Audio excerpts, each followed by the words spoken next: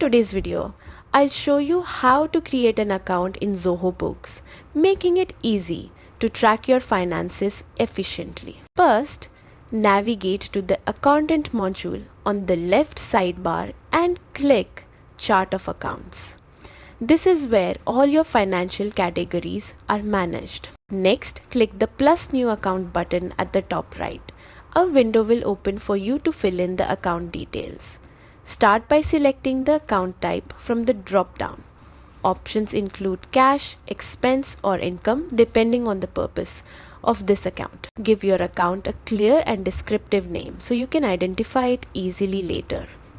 You can also add an optional description to explain its purpose and an account code to simplify organization if you have many accounts. Once everything looks correct, click Save. Your new account is now ready to be used in Zoho Books, helping you manage transactions, expenses, and income more effectively. And that's it. Creating an account in Zoho Books is quick, simple, and essential for keeping your business finances organized.